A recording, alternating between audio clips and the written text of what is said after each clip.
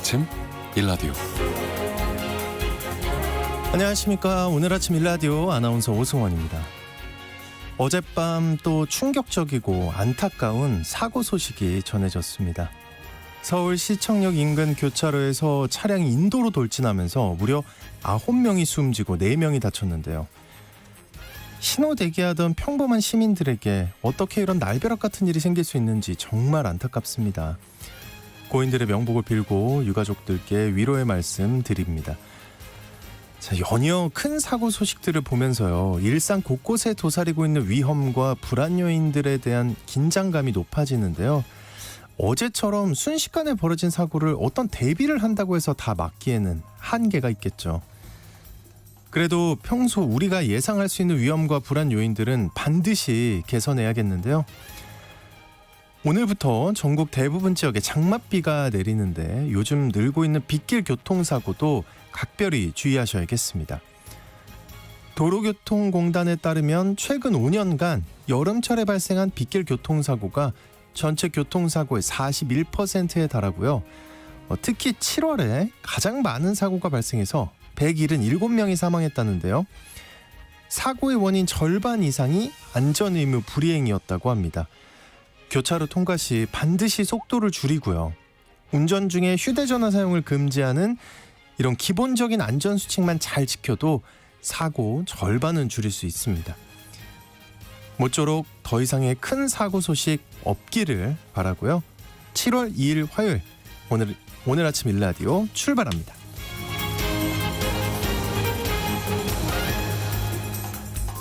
오늘 아침 일라디오 이 시간은 물론 KBS 일라디오의 모든 프로그램은 유튜브 KBS 일라디오 공식 채널이나 모바일 콩 어플리케이션을 통해 실시간으로 함께하실 수 있습니다.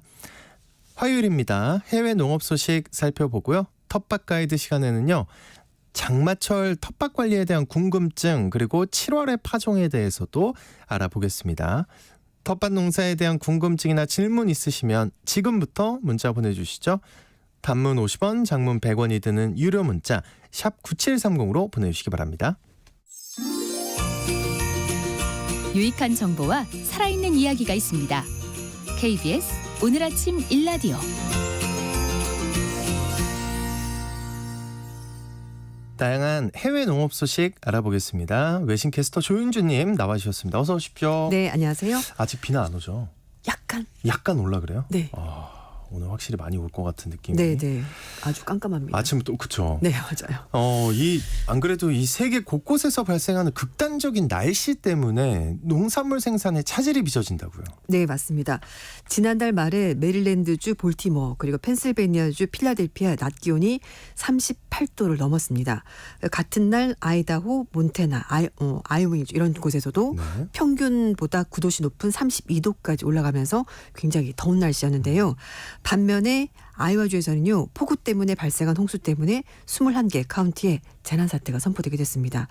이렇게 극단적인 날씨가 계속되자 외신들은 미국 내에서 옥수수, 콩 생산이 동부 지역에서는 고온 현상 때문에 품질이 떨어지고 그리고 중서부 지역에서는 폭우 때문에 생산 차질이 빚어질 거다 이렇게 전망했습니다. 미국은 고온에 폭우에 홍수에 네. 러시아와 전쟁 중인 우크라이나에서는 또 올 상반기에 강수량이 크게 줄었다고요, 여기는. 네, 맞습니다. 네. 우크라이나 기상청에 따르면 5월 1일부터 6월 10일까지 강수량이 평년의 절반에도 미치지 못했습니다. 외신들은 우크라이나 지토미르주에서 우박 피해까지 겹치면서 옥수수, 콩, 해바라기 같은 작물들이 피해를 입었다고 전했습니다. 이렇게 극단적인 기상현상이 이어지면서 세계 식량의 수급 불안설 역시 점점 커지고 있는데요. 실제로 중국의 여러 지역에서 옥수수 파종 시기가 여러 주 연기가 되면서 식량 생산에 큰 차질이 빚어질 거다 이런 관측이 나오고 있습니다. 중국의 신화통신 보도에 따르면 중국의 주요 옥수수 생산 지역에서 고온 가뭄 현상이 벌어지고 있다고 하는데요. 이것 때문에 옥수수 파종이 지연됐습니다. 주요 생산지에서도 이달 5일에서 20일까지 옥수수 파종이 연기된 곳이 많다고 하는데 일단 파종을 한다고 하더라도 워낙 가물기 때문에 싹을 틔우기가 쉽지 않아서 생산에 차질이 빚어진다고 합니다. 옥수수는 보통 10월쯤에 수확을 한다고 하는데요. 중국 기상청에 따르면 9월 말쯤에 라니냐가 발생해서 그때는 또 비가 많이 온다고 합니다. 또 수확기에 비가 오면은 농작물 제대로 수확할 수가 없으니까 네네. 생산량 줄어들게 되고요. 중국은 옥수수 생산도 많이 하긴 합니다만 세계에서 옥수수를 가장 많이 수입하는 나라입니다. 중국 내 옥수수 생산량의 감소가 현실화가 되면 세계 물가 그리고 식량 인플레이션도 이어질 가능성이 크다고 외신들이 보고 있습니다. 로이터 통신에서는 비가 많이 와서 다습해지면 농작물 병충해 발생 가능성도 커진다 이렇게 전망했습니다. 네. 덴마크 정부가 2030년부터 세계 최초로 가축에 탄소세를 부과한다고요. 네, 맞습니다. 가축에. 네. 네. 사실 먹는 건 사람이지만 원인 제공이 가축이기 때문에 세금을 부과하겠다 뭐 이런 건데요. 물론 여러 나라들도 이 탄소세 부과를 검토하고 있는데 농민단체가 강력히 반발하면서 철회가 됐는데 어쨌든 덴마크는 2030년부터 탄소세 도입하겠다라고 얘기를 해서 이게 시행이 되면은 어쨌든 좀 다른 나라들도 영향을 받을 것 같습니다. 덴마크가 지난달 말부터 연립정부 내 모든 정당들과 가축 탄소세 도입을 골자로 하는 녹색 덴마크 협정 합의에 성공을 했습니다. 해당 협정에 따르면 덴마크는 2030년부터 가축 한 마리당 연간 100유로 룬으로 15만 원 정도 탄소세를 부과한다고 하는데요. 새로운 세금에 통해서 마련된 재원은 산림 그리고 습지 조성 등 친환경 사업에 사용하겠다라고 밝혔습니다.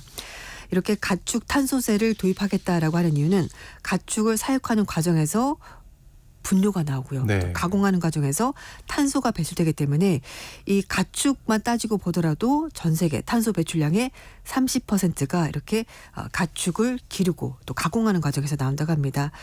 가축들이 배출하는 분뇨, 방귀 등에 나오는 메탄가스 따져도 온실가스의 11% 차지하고 이야. 있고요. 그래서 반드시 억제를 하겠다는 것이 덴마크 정부의 입장이라고 합니다. 네. 하지만 역시 농민단체는 정부 정책에 강력하게 반발한다고요. 네, 덴마크 농민들은 기존의 전통적인 농법을 고수했고 이것이 환경물질을 일으키지 않는다라고 주장합니다. 그래서 탄소세를 부과하는 것이 부당하다라고 주장을 하는 건데 농민들이 반발한 이유는 최대 낙농국가 이 덴마크의 농법 자체가 각국의 친환경 농법으로 소개될 정도로 이미 환경 규제가 아주 엄격한 방법이기 때문에 굳이 여기에다가 탄소세까지 부과할 필요는 없다는 겁니다. 이렇게 세금까지 부과하게 되면 농업 경쟁력이 떨어진다라고 농민단체에서 얘기를 하는 건데 덴마크는 현재 낙농업 생산품의 70% 이상을 수출할 정도로 농업 강국입니다. 그래서 만약에 세금이 부과되면 유제품의 가격 경쟁력 떨어질 수 있다 이렇게 얘기를 하는 겁니다. 그래서 덴마크 정부는 농민들의 부담을 최소화하기 위해서 일단 400억 크론의 우른으로 5조 2천억 정도 자금을 조성해서 각종 공제 혜택과 투자를 하겠다라고 농민들 달래고 있습니다. 하지만 정책이 시행되면 실제 농민들의 세부담은 매년 순차적으로 올라갈 것으로 보이는데요. 2030년 시행 첫 해부터 60% 세금 감면 등 각종 공제 혜택을 더해도 소 한 마리당 100유로 안팎의 세금이 부과되고 여러 가지 공제가 있다고 하지만 어쨌든 네. 세부담을 피할 수가 없다고 합니다. 일단 2022년 가축 탄소세 도입을 먼저 검토했던 뉴질랜드, 아일랜드가 농민들의 반발 때문에 검토한 자체를 폐기했고요. 이렇게 덴마크 정부가 실제로 부과를 하게 되면 유럽은 물론 세계 각국도 다시 농업 탄소세 부과에 대해서 검토할 것으로 보입니다. 네. 한편 러시아산 저가 비료 때문에 유럽 국가들의 식량 안보가 위협받고 있다는데 이거 어떤 얘기인가요? 네, 우크라이나 전쟁하고 나서 러시아가 이제 자국산 비료를 시장에 풀면서 이게 유럽 식량 안보가 위험에 처할 수 있다는 우려가 나오고 있는데 유럽연합의 통계국에 따르면 작년에 유럽연합의 요소, 그러니까 비료인데요. 네. 요소 수입의 3분의 1이 러시아에서 온 것으로 파악이 됐습니다. 러시아 인접국 중 하나인 폴란드의 경우 우크라이나 전쟁 이후 이제 좀 각이 달라졌는데 네. 그 전에 2021년에 8,400만 달러였던 요소 수입 규모가 작년에 1억 2천만 달러로 급증했습니다. 요소는 천연가스에 생산되는 암모니아를 원료로 하는 유기 화학물로 질소를 다량 함유하고 있는 비료로 쓰이고 있습니다. 근데요, 아까 저렴하다 그랬잖아요. 네네. 러시아산 비료가 그 농민들 입장에서는 가격이 저렴한 비료를 쓰는 거 좋은 거 아닌가요? 그렇죠. 맞습니다. 일단은 가격이 싼 거를 모두가 쓰고 싶어 하죠. 근데 문제는 이렇게 되면은 모두가 다 러시아산 비료를 쓰게 될 것이고 결국은 유럽 내 비료 생산 업체들이 가격 경쟁에서 밀려서 문을 닫거나 결국은 사업을 좀 더 멀리 보는 거군요. 접어야 될 거란 거죠. 그래서 결국은 이렇게 되면은 유럽 국가들이 러시아산 에너지의 의존도가 높아지는 것처럼 역시 비료도 그렇게 될 거라는 거죠. 그래서 유럽의 식량 안보가 위험해질 수다라는 건데 네. 영국의 싱크탱크인 채텀하우스의 식량 안보 전문가인 팀 벤턴에 따르면 국제사회 경쟁과 갈등이 심화됨에 따라서 유럽이 시장 효율성에서 안전한 공급 쪽으로 초점을 옮겨야 된다라고 조언한 겁니다. 스위스 있는 에너지 업체인 MET 그룹의 관계자는 유럽 비료 산업이 위기가 발생할 수 있다라고 보면서 비료 회사의 운영 비용 중 70에서 80%가 천연가스에서 발생하는 만큼 비료업계는 다른 업계보다 가스, 에너지 비용 상승 때문에 영향을 더 많이 받고 민감할 수밖에 없다 이렇게 설명했습니다. 전문가들은 이렇게 대형 에너지 기업들의 유럽 이탈 현상이 이미 확산되고 있다고 보고 있는데요. 세계 최대 화학 기업인 마스프는 지난 몇 년 동안 비료 부분을 포함해서 유럽 내 사업 축소하고 사업 비용이 낮은 미국과 중국 쪽에 투자를 집중하고 있다고 합니다. 독일 최대 암모니아 생산 업체 측에서도 천연가스 및 전기 수급과 인플레이션 감축 보조금 획득을 위해서 미국 내 암모니아 생산 라인을 구축하는 방안을 지금 추진하고 있는데요. 업계 관계자들은 유럽의 정치인들이 행동하지 않으면 유럽의 비료 생산 능력은 이제 앞으로 사라지게 될 거라고 경고했습니다. 자, 중국을 대표하는 술 중에 하나인 바이주가 국내 판매가 부진하자 해외 시장 진출을 노리고 있다고요. 네, 그렇습니다. 중국의 바이주 제조업체들이 자국 내 판매 성장 둔화에 직면하면서 서구 시장 공략에 나섰다고 합니다. 특히 젊은 세대들이 전통주인 바이주 대신에 다른 주를 선호하면서 중국 국내에서는 바이주가 인기가 예전만 못하다고 합니다. 이 바이주는 무색의 곡물 증류주로 알코올 도수가 40에서 60도 정도 되는 아주 센 독주인데요. 독특한 향과 맛으로 굉장히 유명합니다. 아직 서양에서는 좀 생소한 술이긴 하다고 하는데요. 현지 소비자들 입맛에 맞추기 위해서 업체들이 노력하고 있다고 합니다.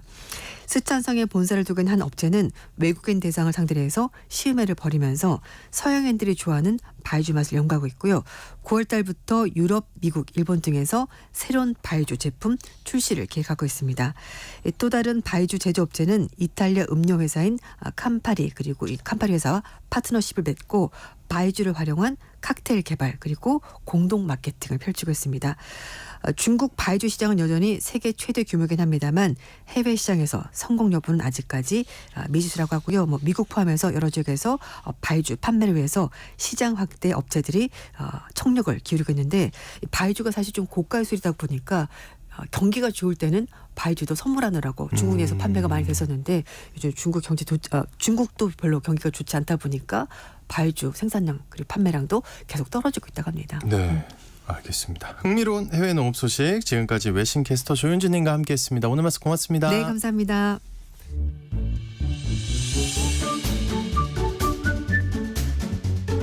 아침을 여는 기분 좋은 습관 KBS 오늘 아침 1라디오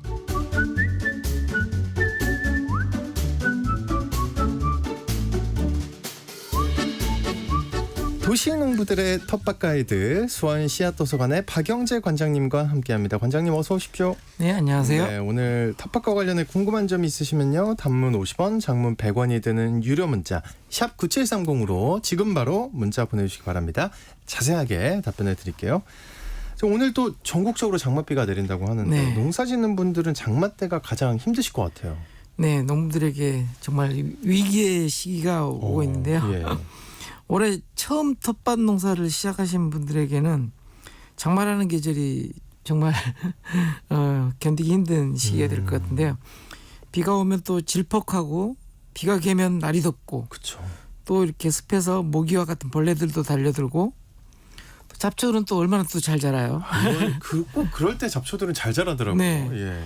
그리고 농산물들도 또 이제 당도나 맛이 좀 떨어지는 시기이기도 하고 그래서 텃밭에 가지 않을 이유나 핑계거리가 만들어지는 시기입니다. 아, 네. 이렇게 장마철에 텃밭을 관리하지 않게 되면 풀이 자라서 정글처럼 이렇게 돼버리거든요. 그 정도예요. 예. 네, 그러면 장마철이 끝난 다음에도 텃밭에 가기 미안합니다. 주변 텃밭에서 좋은 눈으로 보지도 않고요. 아, 그래요? 예. 저 사람 왜 농사를 안 해? 아, 그리고 예. 이제 풀씨도 날리고요. 그러니까 잘 자라던 작물들도 장마 지나면 풀에 치이기도 하고 또 그동안에 웃거림이 부족해서 더위가 오면 각종 병해를 입어서 제대로 된 모습을 보이지 않습니다. 가을 농사를 위해 이제 또 모두 베어내고 뽑아내고 새로 농사를 시작해야 할 수도 있기 때문에 네. 중간중간 관리가 굉장히 필요한 시점입니다. 야, 말씀 듣다 보니까 중간중간에 한마디로 해야 할 일이 엄청나게 많을 것 같은데요. 네. 예. 장마라고 해서 한 달 내내 비가 내리지는 않거든요. 뜨겁고 습한 북태평양 고기압하고 차가운 북쪽 기단이 서로 줄다리기를 하면서 장마가 오르락 내리락 하다 보니까 비가 개는 날이 생깁니다. 이때 집중적으로 좀 관리를 해야 하는데요. 비가 3일 연속 내릴 것으로 예상되는 날에는 씨앗 파종을 하면 안 됩니다. 파종 금지. 네. 예. 씨앗을 발화하는 데에는 산소가 필요한데 땅이 이렇게 물에 젖어 있는 데에는 씨앗이 썩어버립니다. 장마가 그칠 때를 기다려서 비가 하루 정도 내리면 그래도 이제 물을 안 줘도 되니까 그때는 좀 파종을 해도 됩니다. 야, 근데 잠깐만요. 지금 머릿속으로 생각하니까 되게 네. 어려운 게 이거를 예상하고 갔는데 네, 만약에 비가 계속 내려요. 그렇죠. 또 이제 국지성 폭우도 있고 그러니까요. 예. 그럼 어떻게 해야 됩니까? 달려가서 파종한 거 걷어드려야 돼요? 어떻게 해야 돼요? 이제 그때는 이제 비상 대책이 있는데요. 오, 예. 저는 이제 그 과산화수소수를 보통 시중에서 파는 게 3.5리터짜리, 3.5%짜리거든요. 그걸 1리터짜리 페트병에다 담아서 분무기로 주변에 뿌려줍니다. 아, 비가 막 오는 그 아니, 순간. 비가 와서 이제 예. 산소가 부족하니까 예. 과산화수소니까 산소를 발생시키잖아요. 살균제도 겸하고 또 이렇게 산소도 발생시키는 방식으로 이렇게 해서 관리하기도 합니다. 네, 지금까지 관장님의 꿀팁이었습니다. 네. 그 장마 때 풀 많이 난다는데 그 관리 어떻게 해야 합니까? 이제부터 풀 작업은 이제 호미가 아니라요. 낫으로 해야 합니다. 이제 안 되는군요. 예. 예. 비가 그친 후 이랑 위에 자라는 잡초는 이게 물에 젖어서 손으로 쑥쑥 잘 뽑히거든요. 대신에 고랑에 자라는 풀들은 이게 풀씨가 맺히기 전에 낫으로 베어서 이랑 위에 작물 주변에 이렇게 눕혀 놓아서 멀칭 재료로 활용합니다. 덮어가지고요. 예. 예. 고랑의 풀들을 뽑으면 고랑이 이렇게 질퍽해지거든요. 그리고 베고 이렇게 밑둥을 남기면 이랑에서 유실되는 흙을 이렇게 붙잡아 주기도 하고요. 고랑이 질퍽해지는 것을 막아주기도 합니다. 그리고 밭에서 유실되는 양분을 붙잡아서 하천이나 이런 것을 오염시키는 일도 막을 수가 있습니다. 그 양분을 더 채워주는 거 이것도 네. 필요할 것 같은데 그건 어떻게 해야 하나요? 작물들은 햇볕이 약해서 광합성을 하지 못하는 데다가 물을 많이 빨아들여서 과일의 당도가 떨어지고 열매들이 터지기도 합니다. 네네.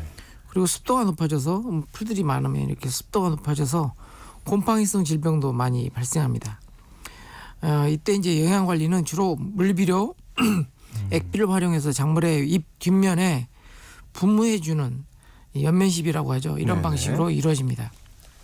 특히 질소질 거름보다는 칼슘과 칼륨 성분의 거름이 중요합니다. 뿌리 활착을 돕고요. 그다음에 세포벽을 단단하게 해서 과일이 터지거나 곰팡이성 질병이 침투하는 경로를 단단하게 이렇게 막아주는 역할을 합니다. 특히 칼슘 거름은 작물 안에서 이동을 하지 못하기 때문에 주기적으로 공급하는 것이 좋은데요. 저 같은 경우는 집에서 이게 필요할 때 와이프한테 장조림 해달라고 계란 장조림 해달라고 부탁합니다. 네, 계란 껍데기 많이 나오게. 네, 예. 계란 껍데기도 나오고요. 네. 계란 삶은 물을 칼슘 영양제로 주면 아주 좋습니다. 그렇죠. 예. 네, 계란 삶을 때 거품이 발생하면서 칼슘 성분이 물에 용해되거든요. 그래서 그 물을 식혀서 그대로 이렇게 물거름으로 쓰면 됩니다. 대신에 소금 넣지 말고 이렇게 삶아야 되겠죠. 예. 잘 까기 위해서 소금을 넣게 되면 또 염도가 있어서 작물을 죽이니까. 제 텃밭 회원 중에는 또 단골로 다니는 김밥집에서 계란 굉장히 많이 나오거든요. 네네. 빵집에서도 많이 나오지만 계란 껍질만 올 때마다 이렇게 한 박스씩 얻어오더라고요. 그래서 곱게 빻아서 이렇게 밭 위에 올려놓기도 합니다. 차라리 그게 좀 편할 것 같은 생각이 드는데요. 네네. 네. 그 잠자리가 이제 보이는데 잠자리가 많이 날아다니면 이게 좋은 거라면서요? 네. 예, 비가 그치면 제 밭에는 잠자리가 많이 날아다닙니다. 제가 풀을 베고 있으면 네. 이제 주변에 날아오르는 풀벌레를 잡아먹기 위해서 이렇게 날아오는데요. 이렇게 잠자리가 주변에 날아다니면 쾌적한 환경에서 작업을 할 수가 있습니다. 모기와 같은 벌레들이 잠자리 날개 소리에 반응해서 숨어버리기 때문에 모기에 물릴 일이 없습니다. 네네. 해가 어스름해지고 이게 어두워지면 잠자리도 퇴근을 하거든요. 이때 농부도 함께 퇴근해야 합니다. 일종의 이때부터는 보디가드네요. 이때부터는 모기들 세상입니다. 더 오래 일하려면 모기 기피제를 좀 뿌리고 일을 해야 하고요. 저는 이제 모기들이 싫어하는 레몬그라스나 라벤더, 민트, 로즈마리, 바질이 동반 작물로 이렇게 심어진 일항으로 이동해서 작업을 하면 모기들이 없습니다. 진짜 아예 없어요? 예. 와. 어쨌든 그 좀 참고 예전에 갑자기 드는 생각이 어렸을 때 잠자리 많이 잡았는데 네. 괜히 그랬다는 생각이. 그 작물들이 이 무더위에도 계속 성장을 하는 거죠. 날이 더운 날이면 작물들은 성장이나 결실보다는 버티기에 들어갑니다. 아, 그래요? 네, 네. 광합성이 아닌 호흡을 하기 때문인데요. 이미 광합성한 포도당을 꺼내서 사용하기 때문에 결실이 잘 맺지 않고요. 가을 들어 날이 선선해지면 다시 결실을 맺기 때문에 이 버티기 기간 동안에 잘 기다려주면서 관리를 해줘야 합니다. 가을 농사는 8월 말 9월 초에 시작하게 되는데 하지만 이 시기에도 가을 장마가 또 오기도 해요. 네네. 그래서 제대로 밭을 만드는 시간을 볼 수가 없게 될 수도 있습니다. 거름 놓고 이렇게 뒤집어야 되는데 이런 시간을 못 보는데요. 대신에 이제 풀을 잘 베어두면 그래도 흙이 빨리 마르기 때문에 밥 만드는 시간을 만들 수가 있습니다. 그래서 보통 봄에 만들어 놓은 일항에 간단하게 거름하고 가을 작물을 심는 방법을 사용하기도 합니다. 이제 7월인데 네. 이달에는 어떤 작물들 파종을 할 수가 있나요? 7월에는 당근, 양배추, 순무, 아욱, 근대, 파 그리고 봄에 심었던 완두, 강락콩과 같은 작물의 파종이 가능합니다. 비가 소강 상태에 접어드는 날을 택해서 이렇게 파종해야 하니까 미리 종자를 준비해뒀다가 일주일 이상의 일기예보를 꼼꼼하게 챙겨보시고 일정을 잡으시기 바랍니다. 네. 비가 3일 이상 오면 씨앗 안 되니까요. 네네. 그리고 무엇보다도 농부의 건강이 중요하니까요. 장마철 건강하게 그렇죠. 농사일 하시기 바랍니다. 예.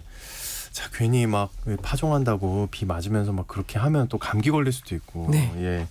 자, 이제 청취자분들이 보내주신 사연과 질문 살펴보겠습니다. 지난주에 미처 답변 못 해드린 것부터 살펴볼게요. 8466님, 텃밭에 고구마 모종을 심었는데요. 바닷물을 주면 좋은가요? 하고 보내주셨는데. 왜 바닷물을 주려고 하시는 저도 지금 깜짝 놀랐어요. 예. 이제 바닷물? 바닷물을 이제 영양제 형태로 바닷물에는 각종 미네랄들이 많이 들어가 있거든요. 근데 염분이 너무 높지 않나요? 예, 그래서 이제 희석해서 줘야 됩니다. 아, 그래서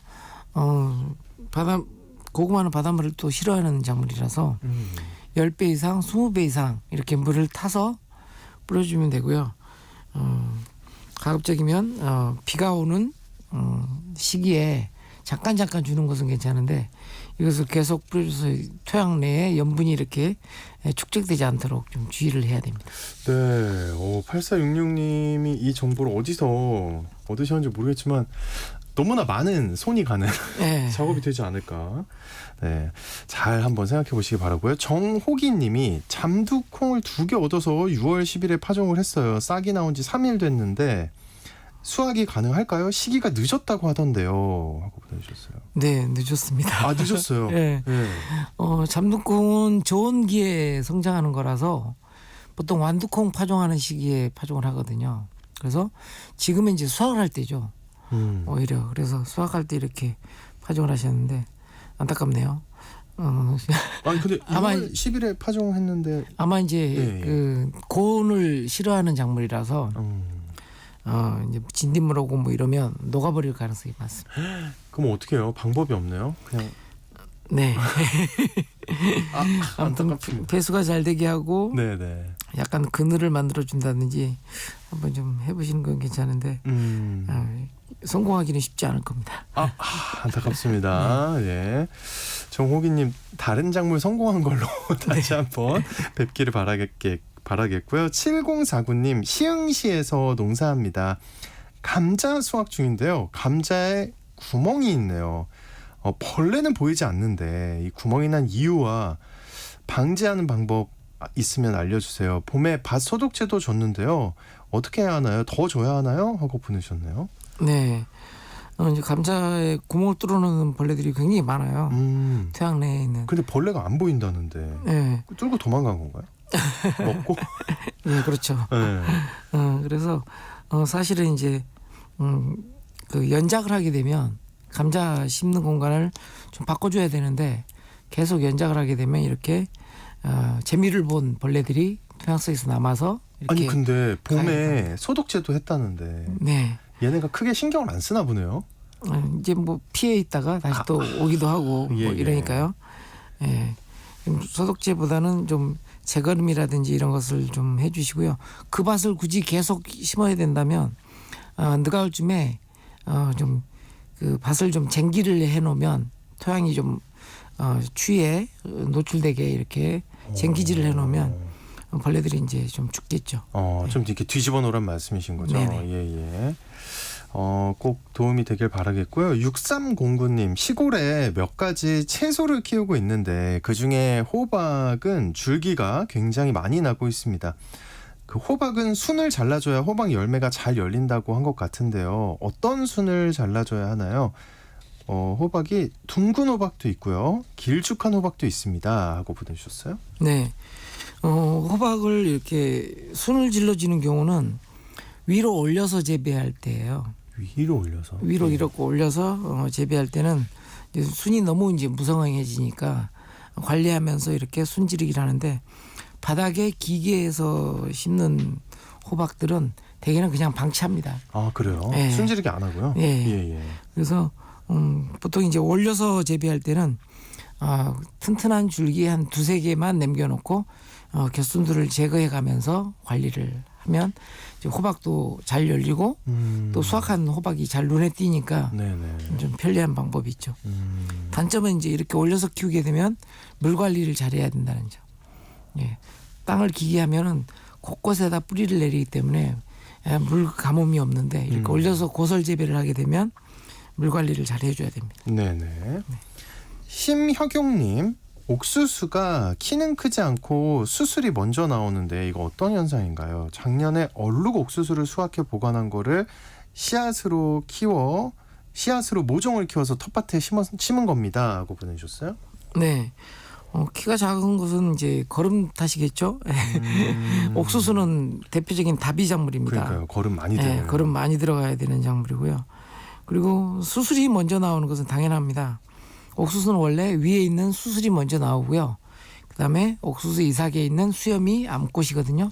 암꽃이 나중에 나오는 게 당연해요. 그래서 스스로 이제 자가 수분하지 않고 옆에 있는 포기에서 꽃가루가 이렇게 오게 하려는 그런 이제 작동 장치가 이렇게 수술에 먼저 나오는 형태로 나오는 겁니다.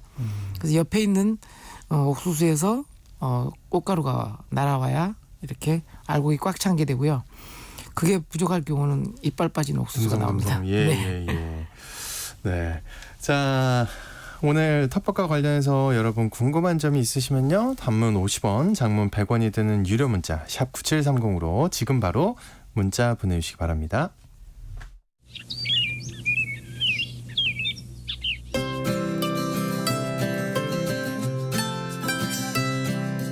지금 여러분께서는 수원 씨앗도서관 박영재 관장과 함께하고 계십니다.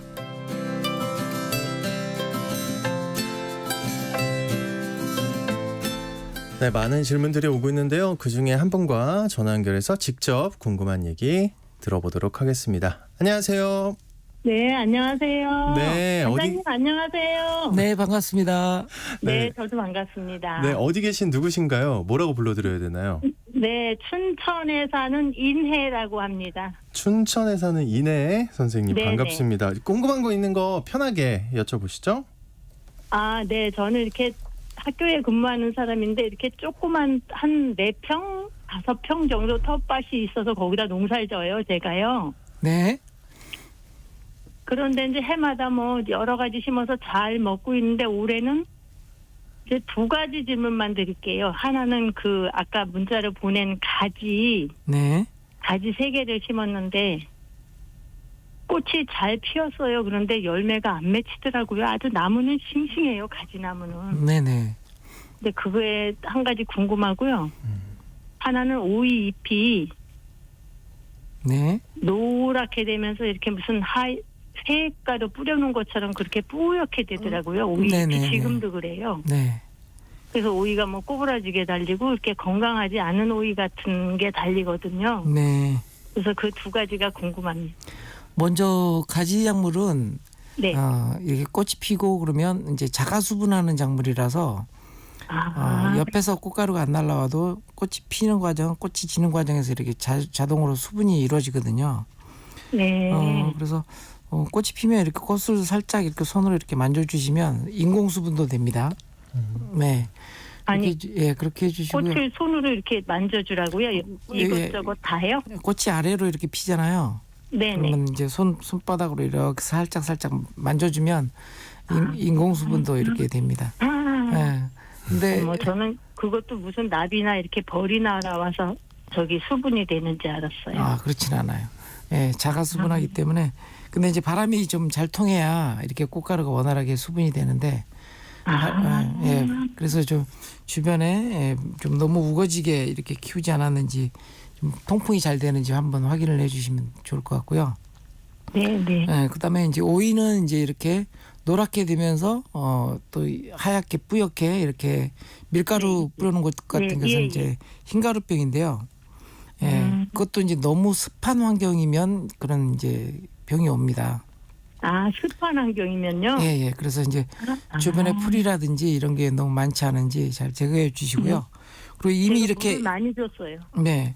그리고 이미 온 잎들은 이렇게 따줘서 멀리 갖다 버리시면 됩니다. 네. 그래서 또 옮기거든요. 그리고 비교적 이제 아랫잎에 이렇게 많이 발생하기 때문에 자동으로 이렇게 정리해주면 잎 정리도 되고, 좀 그 다른 작물들한테 옮기는 것도 막고 이렇게 됩니다. 감사합니다. 잠깐만 한 가지 더 물어봐도 될까요, 관장님? 네네. 그럼요. 바질을 세개 심었는데요. 네. 바질만 먹는 벌레가 있는 것 같아요. 구멍이 뽕뽕뽕뽕 나면서 계속 바질만 먹어요. 네네. 있더라고요. 저도 바지를 많이 심었는데. 네. 근데 이제 자세히 보면 또 이런 꿀풀과에 오는 그런 거더라고요. 그래서 저는 이제 그 바질 옆에다가 그 서양열무 같은 거를 이렇게 심어 놓으면 좀 덜한 것을 볼 수 있었어요. 그러면 괜찮아요? 네네. 루꼴라라고 하죠. 예. 루꼴라를 같이 심었더니 이제 그렇게 이제 꿀풀과에 오는 그런 벌레들이 좀 덜했습니다. 네. 항상 너무 좋은 정보 아주 감사히 잘 듣고 있어요, 관장님. 네, 감사합니다. 고맙습니다. 네, 이제 다 해결되신 거예요?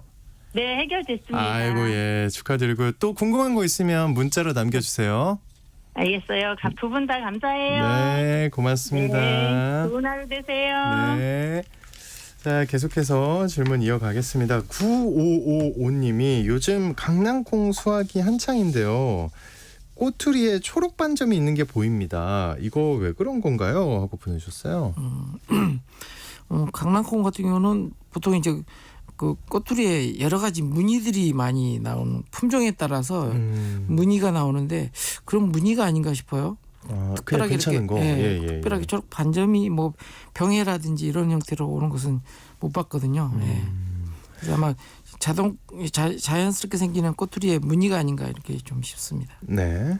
그리고 전영숙님, 열무를 뽑고 나니까 뭐라도 심어야겠는데 지금 오이를 심어도 될까요? 하고 보내주셨어요. 예, 오이도 약간 좀 늦긴 했는데요. 그러니까 6월 오이라고 그래서 6월 중에 이제 심는 게 있는데 늦었지만 좀 심어 보시고요. 대신에 장마철이니까 배수 관리라든지 이런 걸 좀 잘 신경 써서 이렇게 관리하시면 또 가을 들어서 열매를 또 수확하실 수가 있습니다. 제가 항상 느끼는 건데요. 네. 배수 관리 항상 많이 강조하시고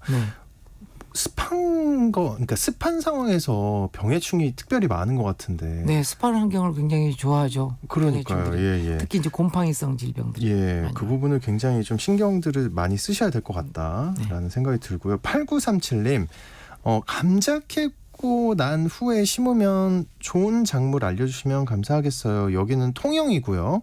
감자는 지지난주에 캤어요 하고 보내주셨어요. 네, 좀 전에 7월 중에 이제 파종할 수 있는 종자들을 이렇게 설명드렸으니까요. 아까 뭐 강낭콩에서 완두콩, 뭐 근대, 열무, 순무 이렇게 네. 다양한 작물들을 심을 수 있으니까요. 네. 대신에 비 오는지를 잘 판단해서 이렇게 심으시면 될 것 같고요. 비가 우려되면 이제 모종 형태로 심으시면 이렇게 비에 상관없이 이렇게 재배할 수가 있습니다. 차라리 그게 좀 안전하지 않을까 하는 생각이 네, 그렇죠. 7월에 가능한 거 다시 한번 얘기해 드릴게요. 당근, 양배추, 순무, 아욱, 근대, 파, 완두, 강낭콩 요 정도입니다. 5457님 들깨를 심어서 수확량을 늘리고 싶습니다. 재배 방법과 심는 간격 또 순치기 방법 등에 대해 알려주세요 하고 보내주셨어요. 네, 이건 이제 한 다음 시간에 특별 방송을 해야 될 것 같긴 한데요. 너무 많아서. 그러니까요. 사실 이 질문은 2줄밖에 안 되지만 네. 내용은 굉장히 네. 많을 수밖에 없다. 예. 일단 들깨 같은 경우는 지금부터 7월 중순까지 이제 본격적으로 심는 시기예요. 근데 이제 들깨는 보통 씨앗으로 파종해서 모종을 키운 다음에 그것을 좀 옮겨 심기를 해줘야 합니다. 그러니까 들깨는 수확하다가 떨어져 가지고 자동으로 막 여기저기 나오거든요. 네네. 근데 그건 이제 돌들깨고요.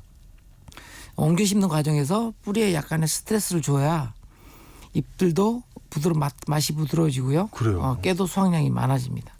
외려 좀 스트레스를 받아야 되는 거예요. 네네. 예. 그래서 한번 또 따로 방송을 잡아서 한번 네. 들깨 재배법에 대해서 한번 말씀드리는 시간을 갖도록 하겠습니다. 네, 5457님 그날 방송을 꼭 놓치지 않으셨으면 좋겠습니다. 0279님 경북 경산입니다. 참깨 밑부분이 까맣게 돼 참깨가 시들어서 죽어갑니다. 역병이라고 하는데 농약을 해도 안 되네요 하고 보내주셨어요. 어우, 되게 심각한 상황 같은데요. 네. 이건 참깨 역병은 이제 곰팡이성 이것도 질병이거든요. 아, 이것도 그래서 이제 다습한 환경에서 이루어지는 거라서 배수를 좀 신경 써 주시면 될 것 같고요. 그리고 요즘은 이제 이런 곰팡이성 역병 치료제도 있으니까요. 아, 그래요. 예. 그 지역에 이제 농자재생에 가서 상담을 잘 하시고 근데 약을 농약을 선택하시면 될 것 잘못 같습니다. 선택을 했나 보네요. 그렇다면 지금. 예, 그럴 수도 있죠. 예. 상담을 잘 해보시면 좋을 것 같습니다. 2457님 고추가 키가 1.5m 정도로 너무 큰 것 같은데요. 이거 윗순을 자르면 될까요? 하고 보내주셨어요. 네, 엄청 키우셨는데요. 이게 이렇게 큰 건가? 1.5m 정도 네. 컸으면 거의 프로 농부신데요. 근데 다른 여타 작물들과 달리 고추는 이렇게 잎 정리나 순지르기를 안 합니다. 왜냐하면 이제 고추는 모든 잎들이 다 광합성하는 역할을 하기 때문에 모든 잎들을 다 잘 관리하는 게 필요하거든요. 특별하게 밑에 이렇게 처지는 잎을 빼고는 가지를 윗순 지르기를 하지 않고요. 네. 계속 키워주시고요.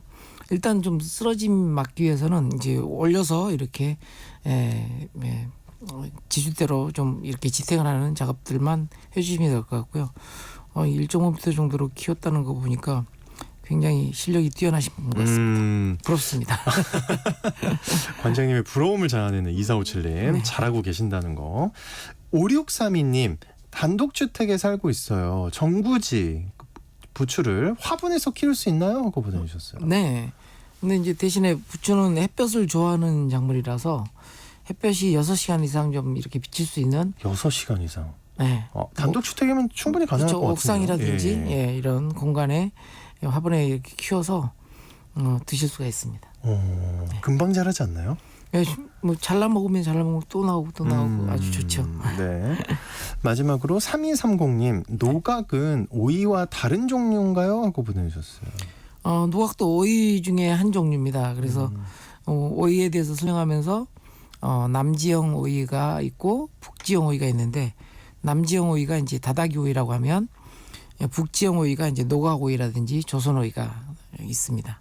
그래서 재배 방법이 조금씩 다르다고 설명을 드렸던 적이 있는데요. 한번 찾아서 들어보시기 바랍니다. 네. 텃밭 가이드 시간 지금까지 수원 씨앗도서관의 박영재 관장님과 함께했습니다. 오늘 말씀 고맙습니다. 네, 감사합니다. 네, 여러분 오늘 아시겠지만 전국적으로 장맛비가 내립니다. 서울 수도권도 많은 비가 예보돼 있으니까요.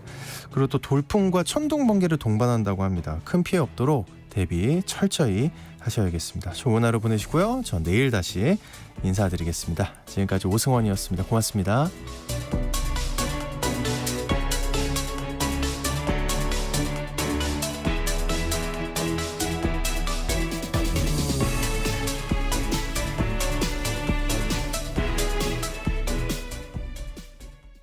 일년에 한 번 이상 농지를 경운하고 용배수로를 정비하여 농지의 기능 유지에 최선을 다하는 우리의 청년들.